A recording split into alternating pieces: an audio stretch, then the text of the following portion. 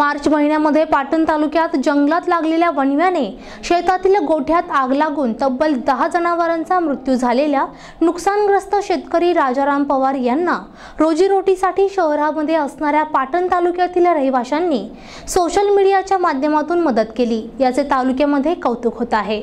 मागील महिन्यात पाटण तालुक्यातील तामकडे या गावी राजाराम पवार यांच्या जनावरांच्या गोठ्याला लागलेल्या आगीत 10 जनावरांचा मृत्यू झाला होता। या घटनेनं पवार कुटुंबच नव्हे तर संपूर्ण तालुकाच हळहळून गेला।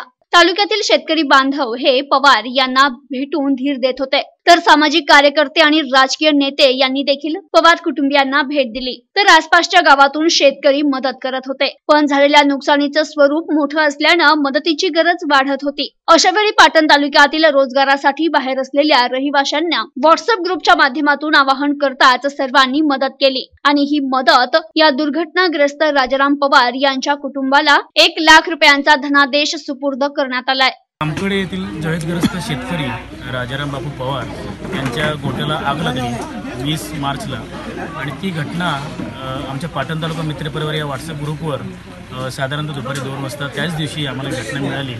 माहिती मिळाल्यानंतर लोक हळहळ व्यक्त करायला लागले की आपल्या तालुक्यात अशी वाईट घटना घडली आणि शेतकऱ्याचं कुटुंब उद्ध्वस्त झाल्याची परिस्थिती आहे।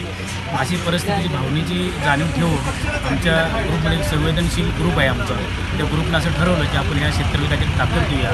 ताकद द्यायची तर कशी तर आर्थिक स्वरूपात देऊया, पुस्तकं देऊन आता उपयोग नाही, त्या माणसाची मानसिकता नसेल म्हणून आम्ही मग ठरवलं की ग्रुप मी सगळ्या कोणी 500 कोणी 1000 रुपये अशा पद्धतीने आम्ही आज 1 लाख रुपयाची मदत या राजाराम पवार नाना यांना पुन्हा नव्याने उभारी घेण्यासाठी करत आहोत।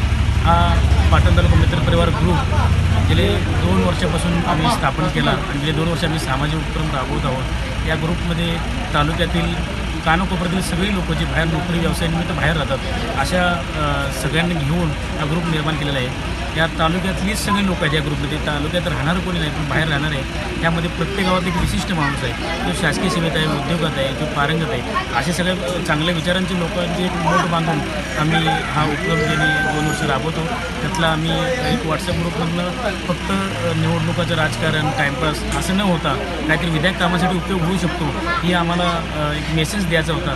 त्यानिमित्तानं आम्ही या ठिकाणी आलो आणि शेतकऱ्यां कुटुंबाची भेट घेऊन आम्ही आज 1 लाख निधी सुपूर्द केलेला आहे।